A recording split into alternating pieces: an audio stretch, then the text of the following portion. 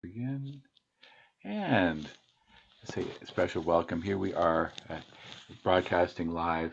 Well, the virtual Manor Road United, and it's an honor to have everybody here today, especially as I pulled you away from being outside on a nature walk of sorts or something of that effect. And we over to Susan Johnson, who will bring greetings. Hi, thank you very much for being here, everybody. We are delighted to welcome the Reverend Michael Blair, who is the General Secretary for the General Council of the United Church of Canada. And so we are looking forward to his talk today. Reverend?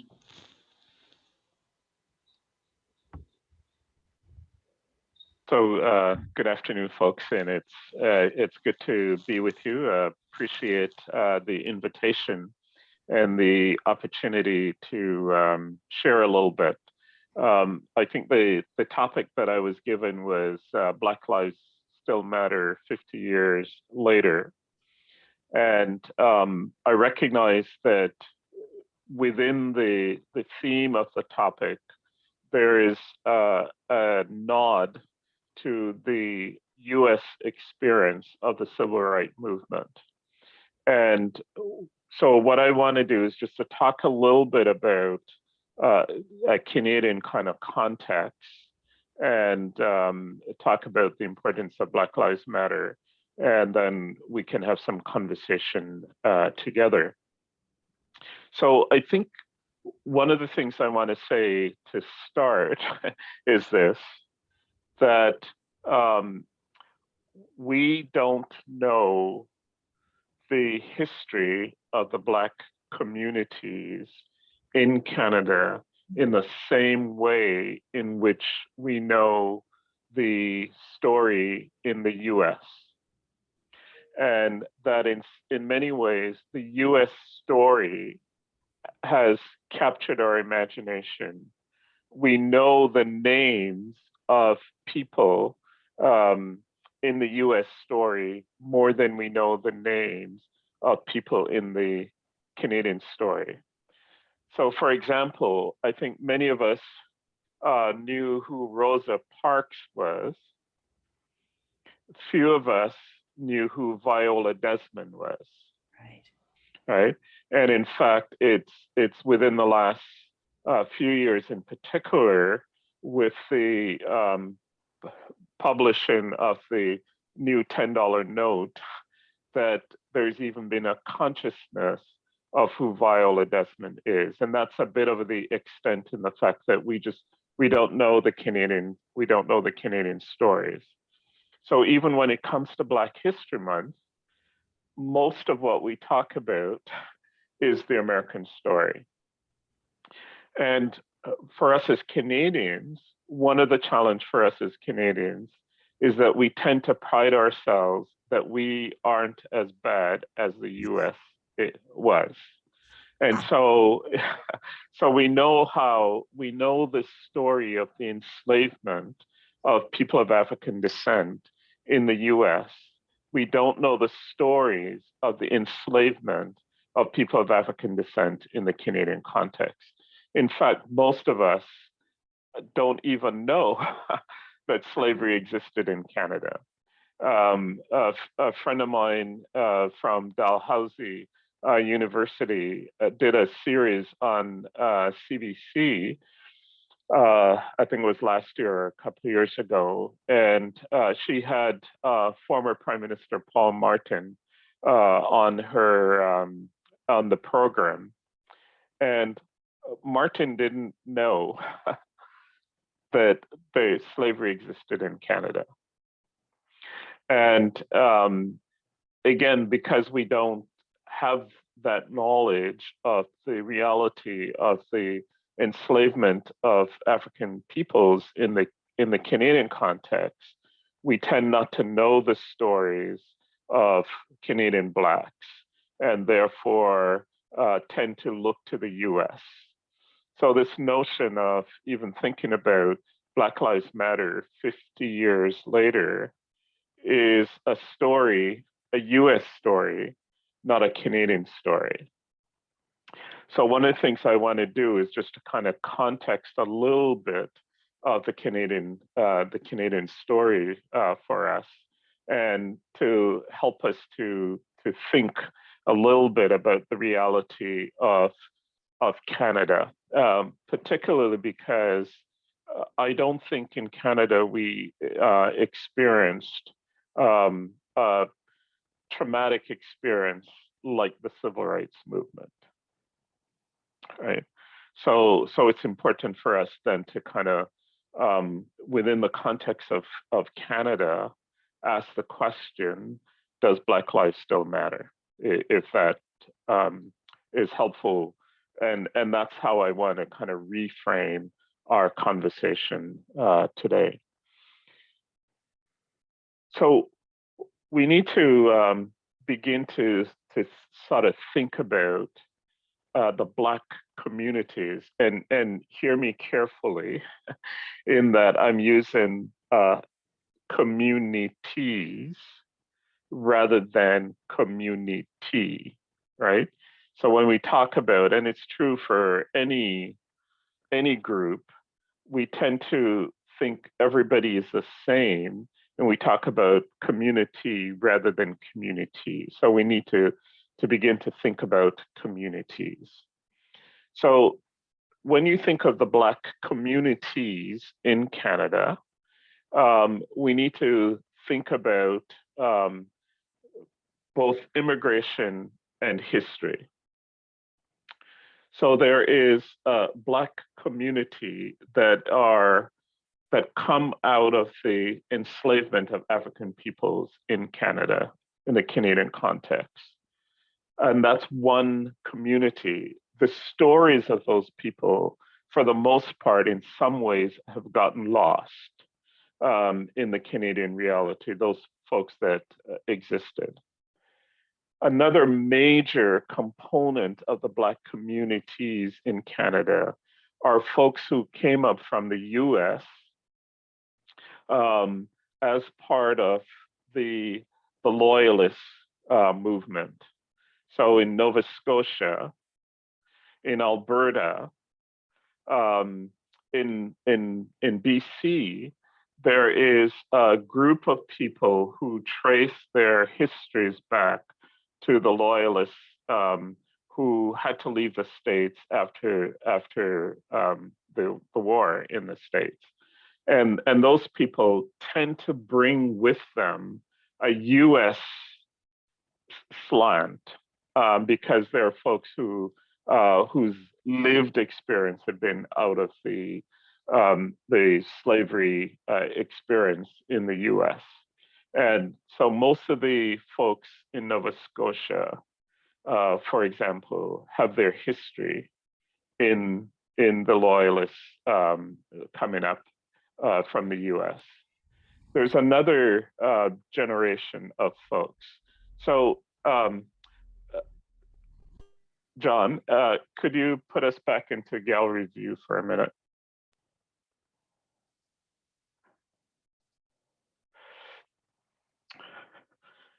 So how many of you who know anything about Salem Chapel in St. Catharines? Okay, Debbie. What do you know about Salem Chapel? Okay, I believe they are a Methodist church that was started maybe back in the 1800s, and they were one of the first, I think, groups to cross into Canada from, I guess they would have been Loyalists, as you've been speaking about. And I know now that they're trying to restore this church, and they've just been given a grant for this church. I saw it briefly on the CBC, and it sounds amazing, the story that she told, but you probably know more about it, so. All right, so thanks, Debbie. So Salem Chapel was endpoint to the Underground Railroad. So many of you you may have heard the name Harriet Tubman, who was a conductor of the Underground Railroad. She's one of the most famous. And if you have the opportunity to see the movie that was made of her life, so Harriet Tubman was a conductor in the Underground Railroad, which was the system of helping folks who were fleeing slavery to come to Canada. And Harriet Tubman actually lived in Canada at just behind the Salem Chapel. And so again, so there's that community of folks who are folks who have come into the Canadian experience as part of the Underground Railroad. And so in St. Catharines, in Owen Sound, from Windsor to Chatham, Dresden, that whole area, you have the members of the Black communities whose history is rooted in the Underground Railroad and therefore the enslavement of African peoples. So in some ways, it's not surprising that to a certain extent, the US story, the US narrative is what dominates our imagination, because a large number of kind of some of the historic Black communities in Canada are rooted in the lives and experience of people who came into Canada in response, whether it's the Loyalists or through the Underground Railroad, response to the reality of slavery in the US context. So you have those tradition. And so it's important just to kind of be aware of that. Other thing to be aware of is then the other communities are immigrant communities. And in many ways, it's also important to ask the question, when did people arrive in the Canadian context?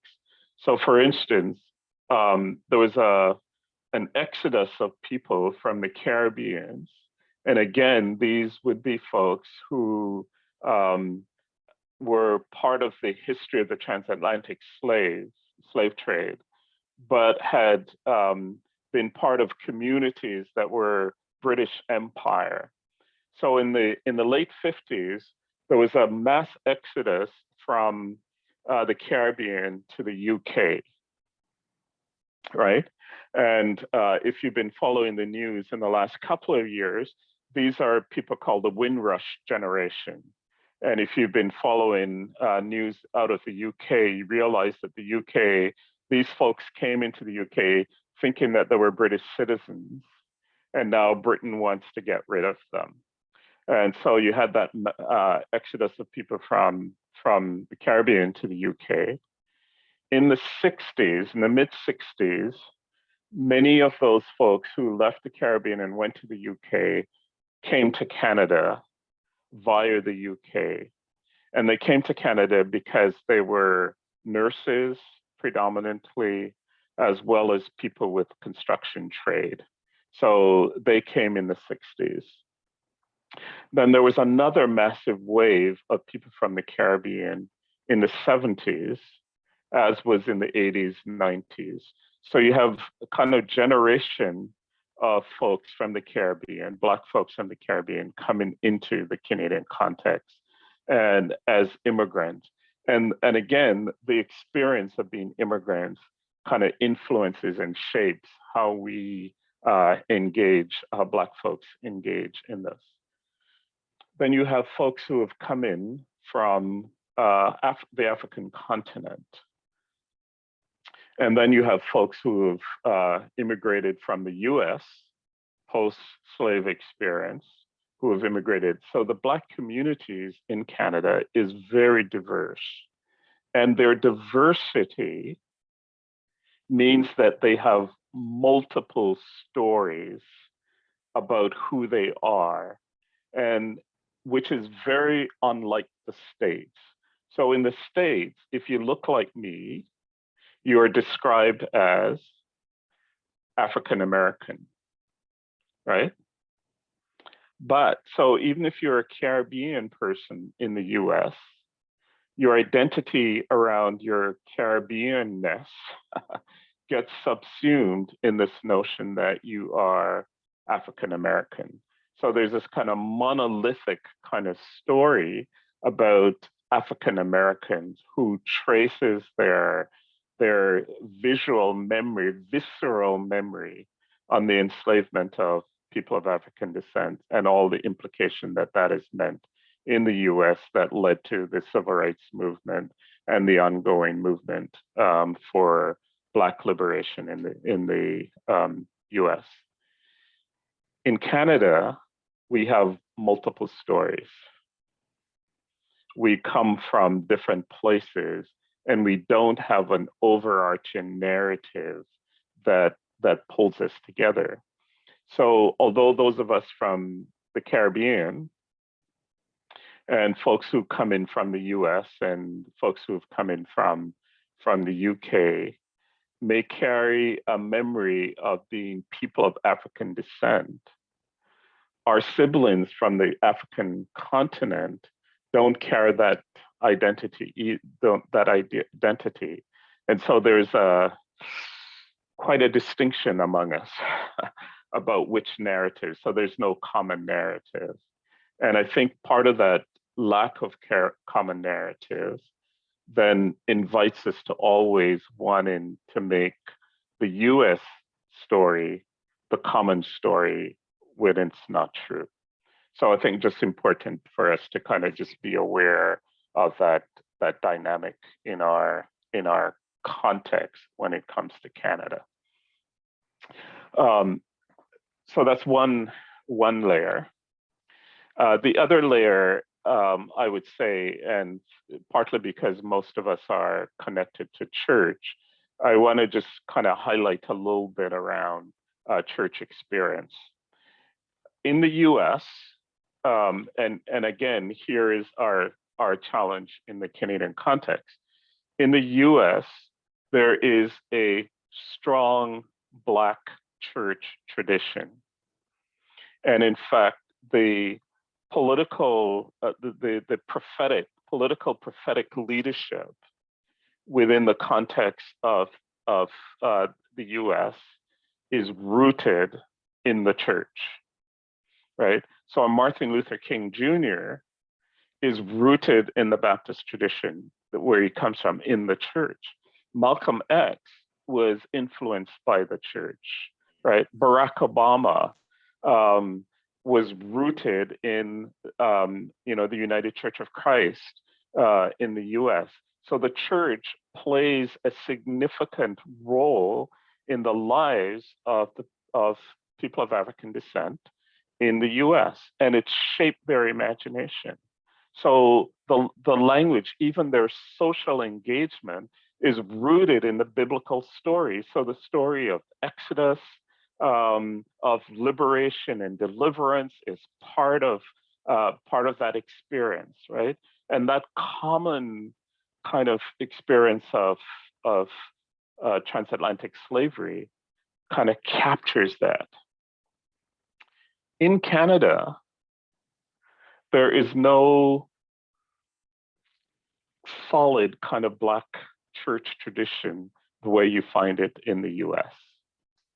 And in fact, let me, for those of you, I think everybody here is United Church, right?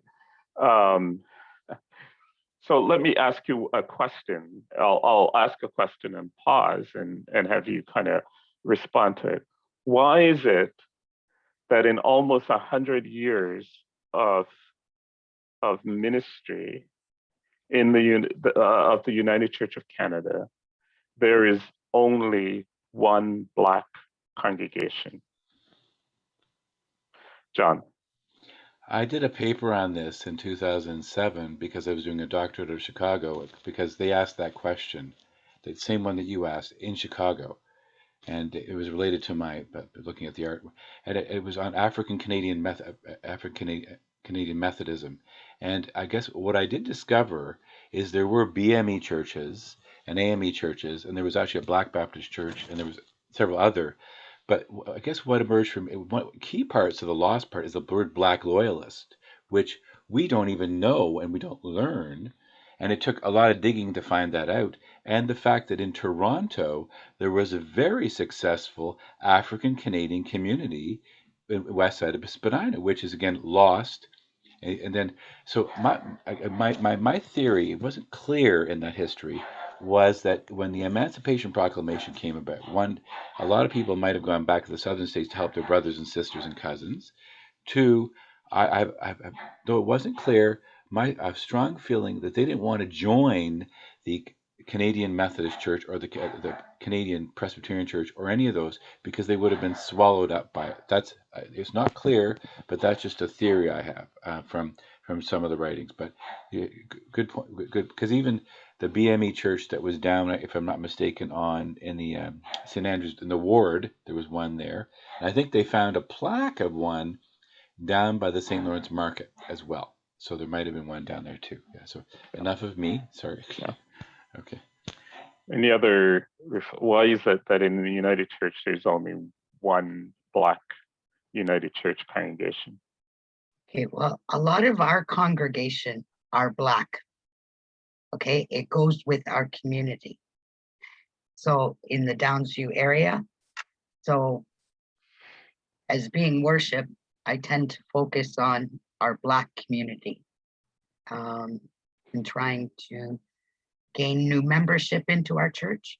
So we don't really have an issue with that at the moment. I mean, in the past, it wasn't like that. It's just the way in which the communities are going and how we should reach out to our community. Yeah, and I'll make a comment about that in a minute. And you know, it's very interesting what you said because we have Jamaicans, and I know one of our ladies, a lot of her family is in England, so I'm wondering if they were part of the onset of the 60s that you mentioned. Yeah, in the 50s, and then yeah. So I mean, it's I'll come back to a little bit of the John piece, the pieces John raised, but it seems to me that in many ways, and there are all kinds of reasons for this. In many ways, we in the United Church have not, and in fact, Union United, I don't know how many of you are familiar with Union United Church in Montreal. So Union United Church is the only Black congregation that exists in the United Church of Canada. And so let me preface that by saying that in Toronto now, there are about 4 other Black congregations, but they're language-specific congregations. So there's Ghanaian, Zimbabwean, Ugandan, French, but an English-speaking congregation, which was formed by porters, railroad porters in Montreal because they weren't allowed to worship in white congregations. And so Union United, and if you haven't had a chance, if you go online and Google Union United, it's an incredible story of both how it came into being, but also the kind of significant ministry that that congregation has had. So across our experience, we have not taken seriously. So when the question of Black Lives Matter has come up, the question is, how seriously has the United Church of Canada taken Black lives? Have we even been noticed, right? So if you look across Toronto as an example, and most of you are in Toronto, Toronto is one of the areas where there's a significant population of Black folks live. I mean, we make up 8-point-something% of the population in Toronto. Up until a year ago, in the core of Toronto, we have not had a Black minister in any congregation in Toronto. Even in communities where Black folks live, right? We haven't. And if you look across the country, we have about almost 70 Black ministers in the United Church of Canada. And they are located in areas where Black folks don't live for the most part. So for instance, we have about 10, the largest number, we have 10 Black ministers in Newfoundland and Labrador. Where in Nova Scotia, where Black folks live, we don't have any. So there's something about the fact that we aren't seen, right? And historically, so there've been a number of Black churches, Black traditions. So as John alluded to, there was the British Methodist Episcopal Church. There was the, which were predominantly connected with loyalists, right? Because part of the loyalist shift into Canada was their British heritage. So you had the British Methodist Church, you had the African Methodist Episcopal Church, and those churches are split from one. The split was partly because of US dynamics as well. You've had a strong Baptist tradition here in Canada. In fact, First Baptist Church, I don't know how many of you are familiar with First Baptist Church, which is down in the Chinatown. Historic, socially engaged, incredible, impactful congregation in the history of Toronto. And then along the Windsor to Chatham corridor, there's quite a number of Black Baptist traditions. Certainly in Nova Scotia, that's a tradition. But again, all these traditions are so disconnected from each other.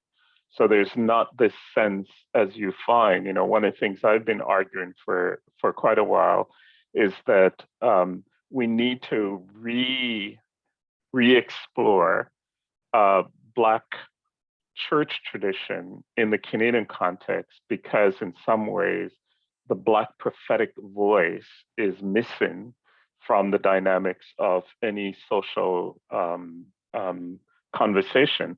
And I'll flip back and forth here a little bit. So for instance, you're familiar with Black Lives Matter, the movement Black Lives Matter. In the US, Black Lives Matter comes out of the Black church tradition. It is led by, fueled by energy from churches. So it's very intimately involved in church life. In Canada, and here's the challenge, in Canada, Black Lives Matter, on one level, want nothing to do with church because they don't trust the church, on one hand. And on the other hand, the church is afraid of Black Lives Matter because the leadership of Black Lives Matter in Canada comes out of the Black queer community. And so because of that leadership coming from the Black queer community, Black congregations will not. And if you've noticed that in all the conversation around George Floyd's death in the Canadian context, the Black church has been absolutely silent. There's nothing being said by Black churches because they're afraid that if they join the conversation per se, they're going to give credence to Black Lives Matter, which is a movement driven by Black queer folks, mostly Black queer women. in the movement. And again, part of the lack of not having kind of a robust Black church tradition has led us to, again, a fact where there's a diminishing of what is a significant role. So I think in the context of Canada, I think what I'm trying to say is we don't know the history. And for the most part, in some ways, Black folks are somewhat invisible, even though we're so colorful, we're invisible.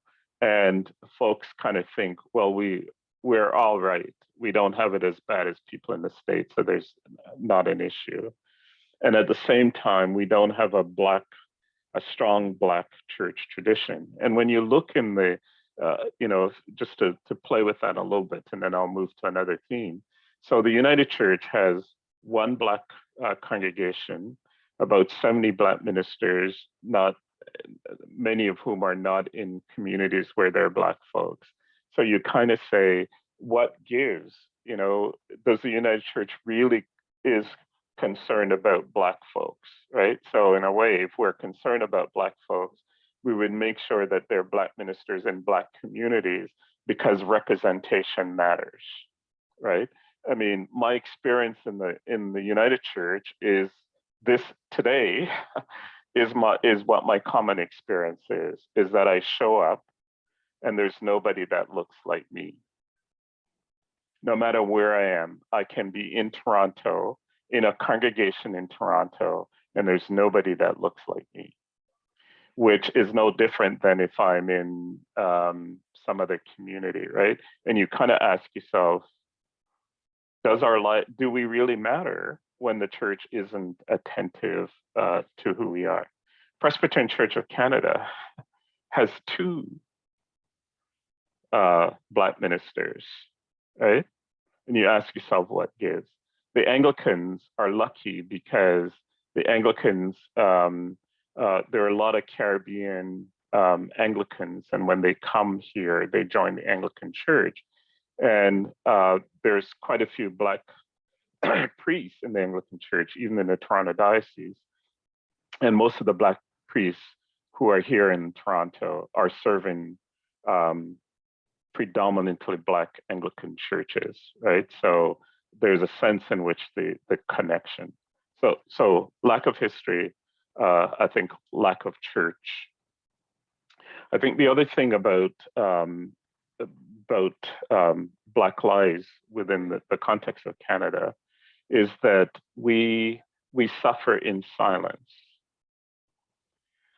And so the concerns and the cares of Black folks aren't heard because we think that if anything happens to Black folks, it's because Black folks are responsible for it. So I don't have to repeat all the stories, you know it. My 2 stories quickly. I was driving with a friend a few years back, and I was making a right turn, and I made a right turn onto the street, but rather than turning right into the right lane, I went into the middle, the left lane. It's a 2-lane street, and I moved into the 2 lanes. I moved into the left lane rather than held my right and then moved into the left. So I was pulled over. The officer asked, did I know what I did? I didn't beat the red light, anything, except I turned. And when I turned, rather than going into the curb lane, I went into the lane. And so he pulled me over, wanted all my papers. And then he says, oh, next time don't do it. But I recognized that what happened was that there were 2 Black men in the car. And in the neighborhood where I was, in his mind, that was suspicious. I have a friend who is a teacher, and all his life he had dreamed of owning a BMW. So he saved his money up, bought himself a BMW, and between August and November, he was pulled over 6 times by the police for no traffic violation, except that they saw a black man driving a BMW and became suspicious. So those stories. My son, I have a elder son who did something really stupid, and the police was called, and they arrested him and took him to the police station, held him, waited about 6 or 7 hours before they called us as parents to tell us that they had him. We were looking for him, we couldn't find him. And he was charged. And he was charged with interference under $50, and he had to go to court. In fact, when we had to take him to get fingerprinted and stuff, and when we were told to take him to another police station to have him fingerprinted, the officer said to us, "What kind of stupid charge is this?" Right? And we just smirked because we knew what this was all about, so we had to go to court. A colleague of mine, son, did something equally stupid. Police were called, picked him up, drove him home to his parents. My colleagues are white and live in Rosedale. My son is black, and in that time we lived in the west end of the city. But you see that, and so that's, those kinds of experience happen to us. And again, it's silent. In the school system, Black kids were encouraged not to go to university, but to go to college, and that was a routine, standard thing that the school board did here in Toronto. Or if a Black kid achieved, he or she was told that they were a credit to their race. And so there's all these kinds of things that happen. And so folks, in some ways, there's an anger that exists in the life of Black folks, but it's also the fact that most people just ignore and don't see. And that's a challenge. And when George Floyd was murdered, I think what happened in that moment was that we began to see the reality of what Black folks have been talking about. And, yes, it was a US experience, but it's very prevalent in the Canadian. We may not get shot in Canada, but we spend a lot of time we experience a lot of harassment by the police, and we spend a lot of time in jail because of the color of our skin. And since that awareness has been brought to us, one of the things we've recognized too is that, and the pandemic has helped, is that people who live in racialized communities are folks who suffer. They're essential workers. They don't have the guarantees some of us have. And in fact, the city and the province have had to begin to say, we can't just treat everybody the same. We have to begin to target, and we need to be specific about people's experience. So I think one of the gifts of this moment is that we, all of a sudden, our eyes have been opened to the reality of Black folks, right? And Black folks saying, look, our lives are adversely impacted in the context in which we live, and something needs to be different. What needs to be different? And I'll sum up here. So what needs to be different? Well, I think there are a couple of things that needs to be different for us. Is first of all, I think, excuse me. First of all, is our ability to listen and to hear the stories and experience of Black people without any kind of judgment, or without trying to say, I know what that's like. No, you don't. The reality is you don't. It may sound similar, but you don't, right? It's different, right? I mean, I walk into a room and people know that I'm there. I can't hide, right? And to be that visible all the time. I remember the first time I went to Union United Church in Montreal, and I'd been in the United Church at that point for probably about 5 years. And it was the first time I went into a congregation that I didn't stand out. Nobody, nobody knew who I was, right? I fitted in, right? And in fact, the minister, who was a friend of mine, I mean, halfway through the service, he looked down and he saw me, and then he made a big deal that I was there because I worked in the general counsel office. But friends, it felt so good to be in a space where I didn't. When the rest of my life, I live it in spaces where I walk into a room and people know.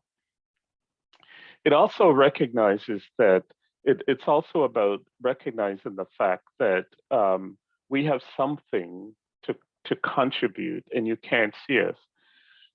I was pastor of a Baptist church in downtown Toronto, and one of the congregants died, and she had requested that I do her funeral, and so I went to the funeral home during one of the visiting times, and I walked in, and the funeral director looked at me. He looked at me 20 ways, and he's like, "What are you doing here?" I mean, I could read his mind, right? "What are you doing there?" I said nothing to him. I visited with the family and the thing. And then when I was leaving, I went to him and I said, "Oh, by the way, I'm Reverend Blair and I'm taking the service for Mrs. So-and-so." And all of a sudden, the switch in his ability to deal with me, because as far as he could not in his wildest imagination think that this woman would have a pastor who would look like me. So when I came in, and I intentionally didn't wear clericals, at the funeral day, I wore my clericals because I didn't want to have to be explaining myself, right? But that's so part of this. If Black Lives Matter, then we need to hear the stories of Black folks without judgment, and to recognize that those stories may sound similar to some of our experience, but they're different. And we have to allow folks to tell us how they interpret the experience without trying to fix it for them. So I think that's an important thing that we need to hear without trying to fix for folks. I think that's critical. I think the second thing is that we need to look at in our systems, and I'm talking to church folks, so I want to put it in the context of our church folks. Like, what in your practice as a church community either makes someone who has my skin tone, feel welcome, or feel like they will never ever walk in your door, right? So and it's an important thing to think about. So what would make somebody feel welcome in your space? What are some of the practice? So I'll use an example just so that you see. I was doing a workshop a few years ago at a congregation, and I said to folks in the thing, I said, what are some of the unwritten rules you have about the church, your congregation? What are the unwritten rules? And they were thinking, and this woman started laughing like crazy. So I said to her, "What's so funny?" And she said, "Well, the unwritten rule around here is that if there is a church potluck supper, desserts have to be homemade." And she tells a story that her first time at a potluck supper in that congregation, because she worked outside the home, she bought a couple of pies and brought the pies to the potluck, and they were refused because they were store-bought and not homemade. Now, she found that funny. I mean, there are other people who would find that just absolutely offensive, right? And maybe she stayed because of other reasons. But we sometimes have unwritten rules about our congregation. So if I can put it in another way, so I grew up in, and when I first came to Canada, I would never think of going to church without a suit and tie, right? And now I would never think about wearing a suit and tie, even as a minister. I try to avoid that as much as possible. But for me, that was what was drilled in me. I mean, Sunday, you wore your Sunday best, right? Some of you probably grew up in that kind of situation. So, you know, if I walk into your church in my Sunday best, how are you going to make me feel comfortable, you know, without feeling judged that I'm overly dressed or whatever? Or what if somebody wants to say amen to a sermon? Is everybody going to turn their heads around and that kind of stuff? And so it's this is beginning to sort of think about what are things we unconsciously are committed to about our practice as church that may not feel welcoming to somebody who is coming in that doesn't look like us. Remember, we have to cross a huge bridge to come into a context of people who don't look like us anywhere. And you got to make sure. So I think one of the things I often say to congregations is make conscious your unconscious agendas,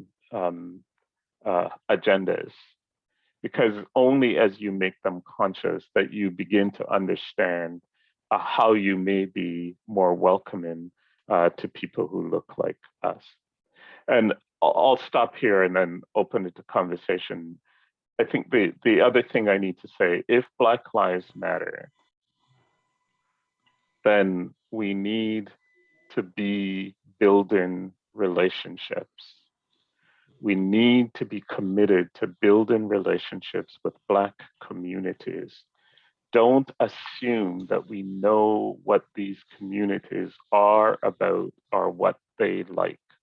We only experience that by being in relationship with them. So 50 years on, Black lives still matter. And it's critical that we as church, we as people of God, expose our unconscious bias, talk about it publicly, that we build relationship with communities. And I would say, for those of you in Black neighborhoods, your next call for a minister should be a Black minister, because it's one way to say, people, we see you, right?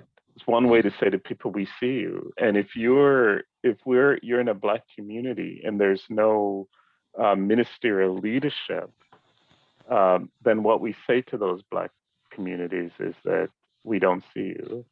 You have no place in the church. So go do what you do on Sundays anyway. So let me stop there and entertain any questions and be in conversation with you. Thank you, Michael. You've opened many thought doors and passage pathways, and I'm sure people have questions or comments or reflections. And maybe try putting your hand up in the old-fashioned way. And any thoughts right now? Certainly, Susan Johnson. It was always, I think our thought was, that's the Americans. We're not like that, and then, this sort of cozy self-congratulatory attitude we had, it's hard to get rid of, because you're sure you're doing the right thing, and then you find out, no, that doesn't work. But we're trying to learn, and here's the problem: we honestly do not know how to go about it. So, and my response to you is build relationships with people. And so here's the other piece. So one of the things most of us have done since George Floyd's death is that we have been looking at, we have book clubs on white fragility or that kind of stuff, right? Which is good. It's good to kind of begin to understand the dynamics of racism. I think what we need to do is ask ourselves and do the research to say, what are the challenges that Black folks face in Canada, right? So issues of mental health. So there's a huge challenge of mental health that Black folks face. Black folks will talk about just being so tired of how racism hits them in the face, right? So I think one of the things is say, understand what the dynamics that Black folks are facing in the society. You go on the Black Health Network, and they'll give you a list of some of the challenges.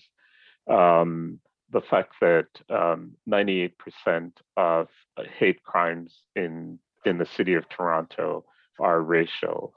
The fact that 48% of kids in care are Black kids. So there's something that's happening in the system that creates that. I think once you begin to understand that, is to then say, what are the ways? Because we've been talking about one of the things in this conversation around since George Floyd's death is to look at systemic racism. So what's happening? Where are the systems that are failing Black people, right? So how many of you, let me put, so here's one way you can help. How many of you have been advocating with the Ontario government about paid sick days? Not enough. Right? Not enough, yes. Right. So that's one way of saying Black Lives Matter, right? Because it's become obvious that one of the challenges that Black folks face is that they live in context. So I think it's to concretize it in kind of attending to the systemic challenges that Black folks face in the city. So to be on the front line saying yes, or in these days also, so how many of you have been involved in the United Church's effort around a guaranteed livable income? Right? That's another space because it has implications for Black lives. So I think in some ways, what you need to do, what are the systemic challenges facing Black folks? Add your voice to eliminating those spaces, and that's one thing you can do. So guaranteed livable income, paid sick days. I mean, even 3 is not enough, but at least it's a start. Issues around minimum wage is also another issue so some of those social issues impact disproportionately folks who are Black. So that's one way, and that's something you can do by writing letters to your MP, calling your MPs, and saying, there's a disproportionate number of Blacks in the prison system. How do you begin to gather a few friends and say, this is something we need to tackle? And again, my MP, your MP is one of the ways to say, look, this is an issue that concerns us. let's do something. And I think those kinds of stuff is a start, because then you begin to understand some of the systemic challenges that face folks. Wow, that's a lot of good points. Okay, so do you think we should have more Black policemen in predominantly Black neighborhoods? Would that be a good? No, not necessarily, because again, it's the same thing, right? There's a policing culture that even if you are Black, you end up being pushed into. There's a great interview that Matt Galloway did with Barack Obama a few months ago, and one of the things Barack was saying is that, as a Black man in a system that's dominated, it was hard to make any of the changes that I wanted to do. So I think we fool ourselves if we think that just having a Black person in a specific role changes the culture, right? So the chair of my supervisory committee is on this call, so close your ear. In some ways, we could say, wow, aren't we in the United Church great? We have a Black general secretary. Yes, yes, but I'm in a context that's also dominated by white values and white cultures. So even I'm in that space, I'm having to always negotiate that space because of it's a culture, right? So if you're going to shift the dynamics, you're going to have to shift the culture, and part of the shift in the culture is beginning to understand the issues. So why is it that Black folks end up living in multi-generational thing, right? It's about economics. So if you're going to help change it, we're going to have to contribute to how do we change the economics. So when we as church folks don't push for appropriate minimum wage or appropriate wages for people in our society, and we think, well, we're not impacted by it, so somebody else will do it, we contribute to a cycle of poverty, right? So in quick examples, I worked, some of you may know, I worked in Regent Park for about 5 years. And one of the things we discovered in Regent Park, and Regent Park was a fairly racialized community, predominantly people of color. And we discovered that 57% of the kids in Regent Park didn't complete high school. And it became this understanding that if you have 57% of kids not completing high school, how are you going to break the cycle of poverty in that community, right? Plus, we realized that banks had red circled Regent Park. So there was no banks in there. And in fact, Regent Park as a community didn't have any shops, right? And they tell you that a dollar needs to circulate in a community, I think, up to 5 times for community wealth, right? So there was no capacity in Regent Park for any kind of community wealth to be developed, right? I mean, most of us who worked in Regent Park didn't live in Regent Park. So even the money we were earning out of the park was being spent anywhere else. So part of the decision was made was to focus on helping kids get through high school, but not just getting through high school, but was also to create the capacity for them after high school to get into post-secondary education. So the program was developed where for every year a child completed high school, $1,000 was set aside towards their post-secondary education. So once a child graduated, there was $4,000 available to them for post-secondary education. So when the first cohort went through, we discovered that if they got that $4,000, it contributed to their parents' income, and they already are living in a community that's rent geared to income. So their rent would go up. So here we were trying to address an issue around a cycle, but there was something in the system so we had to fight that policy that would see that, right? So I think it's a long way to say, I think what's important is to understand that part of it is also, it's fighting the structures, because it's a structure that continues to be oppressive. And even if a Black police officer is in a neighborhood, he or she is still in the context of a system that is oppressive. So we have to look at some of those things. So I saw Diane's hand up, and I think Laura, you had your hands up too. So Diane and then Laura. I just wanted to say that one of the things that our church has found useful is the fact that Shining Waters, if you keep up with the things that come out from the region, for instance, there was something on guaranteed livable income, and there was something on sick days. And when, as an individual, there's a lot of people that say, well, I don't know even where to start or how to go about it.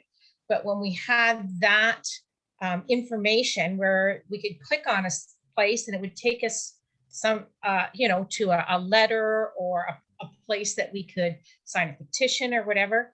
At least in my congregation, I got a lot more response because there was something that was organized and they felt it was legitimate.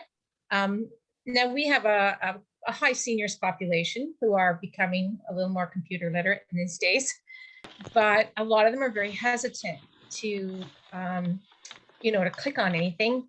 But if I could send them something out from the church as a legitimate site, they became a lot more involved. So I have to say that that's been a really good part of learning and getting some of the people in my congregation a little more politically active. Yeah.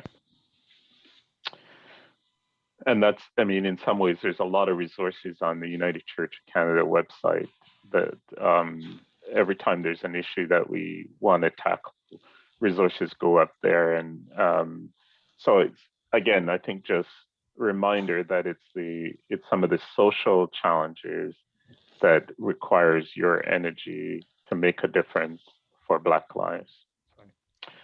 Laura. Well, I think part of the problem is we need Black teachers, because we need the Black teachers in the schools to let the children understand, I got an education, I'm doing a little better than maybe your father is, and if you don't get an education, you need to get there. But as you say, they're stuck in the system. I don't know how many of you realized that I guess it was just before Christmas this year that a few medical students, now they weren't totally Black, they were some of mixed color, and they finally pushed through in the medical department that was teaching teaching dealing with your skin and talking about skin diseases. And they said, why don't we have anybody other than white people? Because Black people have different skin diseases. I'm a Black doctor. I'm going to be dealing with Black patients. How can I help them if you haven't shown me those? So I think small steps like that, they're pushing through.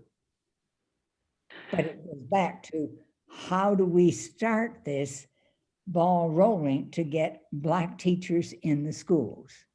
So, and I would say that, again, you have to understand, we need to attend to the system, right? So that, to go back to my illustration, if 57% of kids weren't complete in high school, therefore not getting into post-secondary education, then how are folks going to get to teachers college, right? So it's a system-wide thing. Or the fact that if, as COVID has demonstrated, now hear me carefully, because I don't want us to get into this place of charity in some ways, but there are huge obstacles in the way of folks getting through post-secondary education, right? I mean, most kids come out with huge debt, right?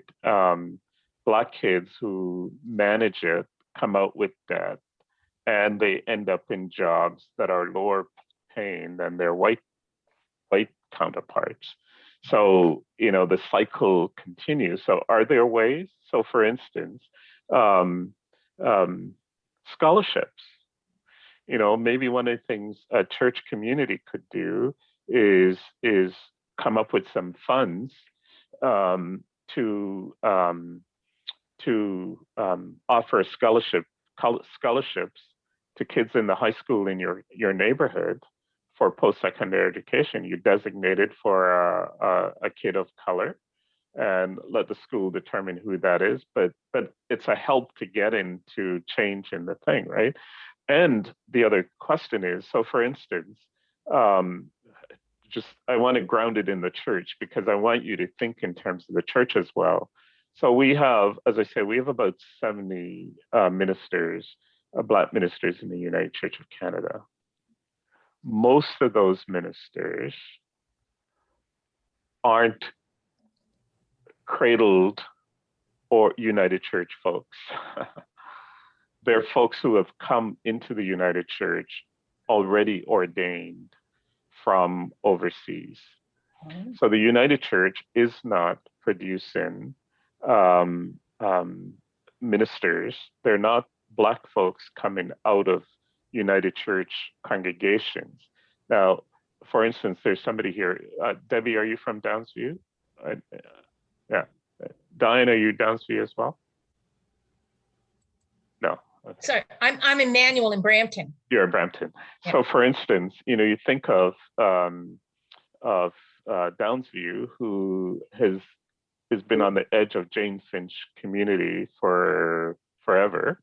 How many candidates have come out of that space for ministry, right? So, in some ways, Black folks don't see opportunities in the United Church for them to even consider ministry as an option within the United Church. So the only place we're getting Black folks to serve us are ministers from Africa or the Caribbean or the UK or the US who come to Canada and want to serve, and they're already ordained.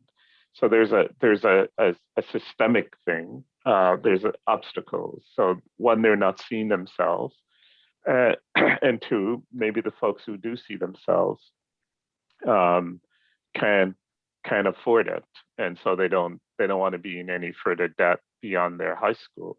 So those are some of the ways, in not a charity way, but in a way of saying, look, if we're going to reverse the imbalance, then their help is needed to reverse the imbalance. And one of the ways is making sure that people can at least have the opportunity, because the resources are available to them, to go on to whatever post-secondary education there is. Okay, so now that we've singled out Downsview as being No, I'm just using it as an example. no, but in the Jane and Finch area.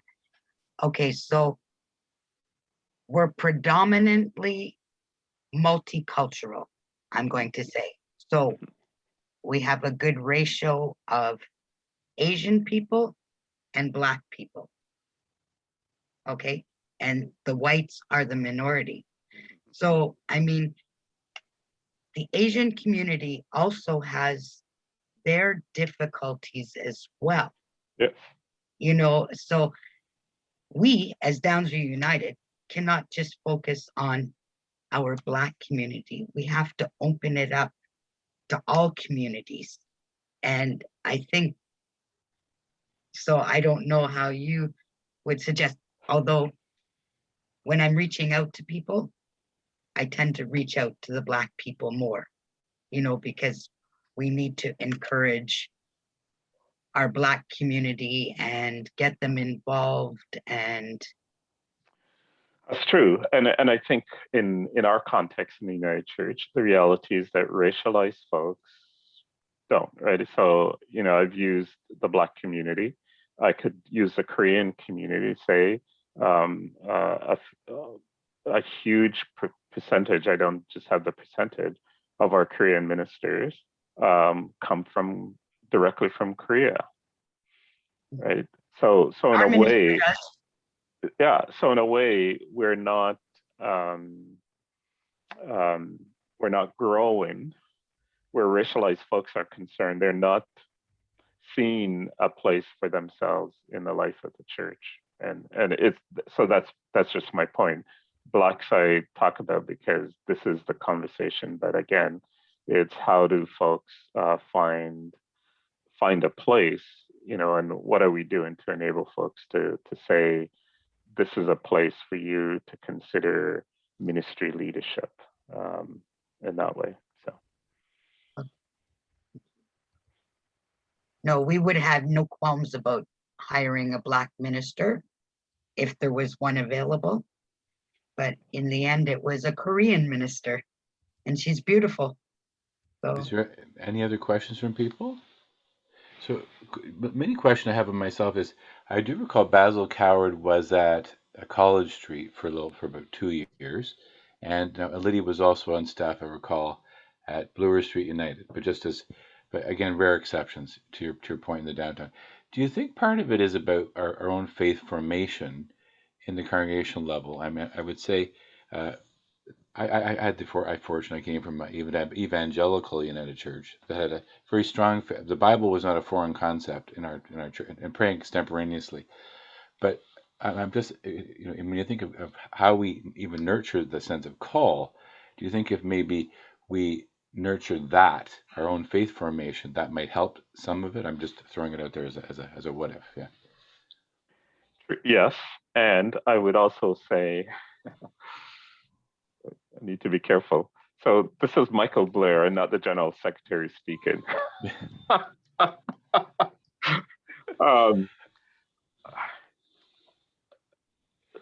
Let me use an illustration and then come back to your point.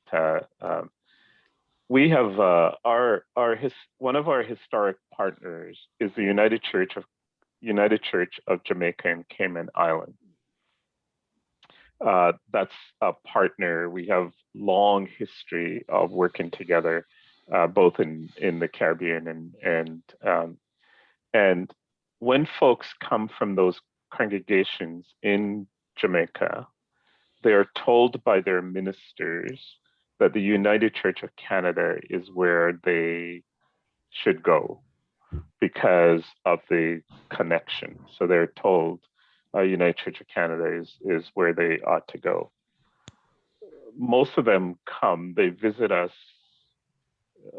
They may go for one Sunday and we never see them again.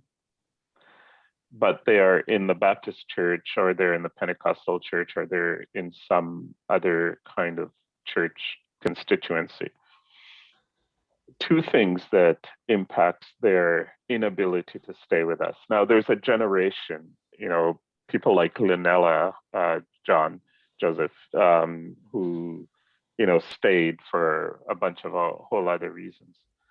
But two reasons why people leave. One is they walk in and they don't see themselves. They don't see other people who look like them. And so they immediately say, this is not a place for me. But secondly, the reality is that for us in the United Church, on a Sunday morning, any church you go to, the only difference you'll find is the number of announcements or the specific announcements and the sermon. Like there's no variety in our worship styles and expression, so that somebody who's looking for something different than 3 hymns, organ and piano and a sermon, if somebody wants kind of music that they can dance to, or something that kind of feels uplifting. So I think it's both our faith formation and part of our faith formation. And I would say, I've been using of late the language of discipleship, our inability to see who is not among us and to ask the question why they're not among us. And for me, that's a discipleship, faith formation piece. And then I think we in our desire to be united, we have codified our expression of worship that doesn't allow for variety. So people who are different, and I think we've just come to the point to say, if you want that kind of worship, go someplace else. But as we do that, we're saying to certain folks from certain kind of cultural background that there's no place for you with us, so they go elsewhere. And we're the poorer for it because the diversity of a city like Toronto doesn't get reflected in our congregational life. Thank you, Michael. That was great. Any other thoughts or comments or insights? No? Okay. This has been quite remarkable, Michael. And just as a wee sharing, so we're quite blessed at Manor. A couple of things. We have Kimar Morgan, who has this wonderful Jamaican food, and then we have also Lydia, and then we have Richard Haldane, who's actually he is the secretary of Caravana. So our hope is to have Caravana at the Manor in July. So apparently, because Caravana is going virtual, so I think it's going to be interesting to see where we go with that. But I think I echo your sentiments. I think when I did that paper years ago, it reminded me that so often we need to sort of work at that, and to your point also, not be afraid of other forms. And you reminded me immediately. There's a scene in the film Color Purple where the song is God is trying to tell you something, and it's a great moment because it's in one scene is the pub where the woman's singing, and in the other is the church where her father has cast her out. But in that moment, there's an explosion of song, and speak, Lord, God is trying to tell you something. And I think, certainly by what you've been saying right now, I believe this is where we are right now. But I think the operative word is, if we say speak, Lord, we have to listen to that. Yes. And we can't just say speak, Lord. Okay, comment noted, on to the next thing. And but it's been a truly remarkable. Any other thoughts or comments? No. And well, it's been an honor and a privilege to hear you and hear your wisdom. And may you continue to crash open the doors in our denomination and make differences. Yes. Yes. Thanks, John. I've just put a link in the chat if folks are in there. It's a YouTube video called Seeking Salvation. And it is a little bit of some of the history of the Black communities through Black church in the Canadian. It's dated, but it's still a fairly good resource to just kind of see some of the history of the Black churches. Many of whom are no longer are closed because of all kinds of reasons, but it's a good insight into some of the history. You remind me too. I mean, when you think of the history of the Black Baptist Church that was on the site of St. Michael's Hospital, how there was a Baptist church, and then they separated black and white in the mid 1800s, and then the history they were pushed out of that site to University Avenue, and then pushed out of University Avenue to Huron Street, and that's a key part of, again, Toronto's history that we quite often, I would say, many ways needs to be recovered and rediscovered, because we often, as your point, we often think of Canada as this great promised land of milk and honey, and sometimes we forget that there's times where we're not always milk and honey. Yeah. No, but the milk is curdled. Yeah, that's a good expression. But even curdled milk, you can make cheese from. But anyway, that's true for another day. Good point. So, Susan, can you bring thanks? Certainly. Thank you very much. This has been wonderful. I'm so glad everyone has come to join us. And next week we will be having Suzanne Shirkin, when gender is in question. So I hope you'll be able to make that. And these talks are available. Now they're on our website, but also YouTube under your account. Yes. We have your Okay, so hopefully you can. And thank you, Reverend. Keep the fire Thanks. going. It's good to be with you. Thank you. Thank you, everybody. Do have a good rest of the day and go for a walk. And Michael goes for walks morning, noon, and Thank night. He posts on Facebook. Thank you. Thank you, Michael, for being our inspiration. Okay. All right. Thanks. Take care. Take care, everybody. Bye. Bye-bye. Bye-bye. Bye. Thank you. Oh, is there a meeting next week as well? Yes, yes. When a gender is a question.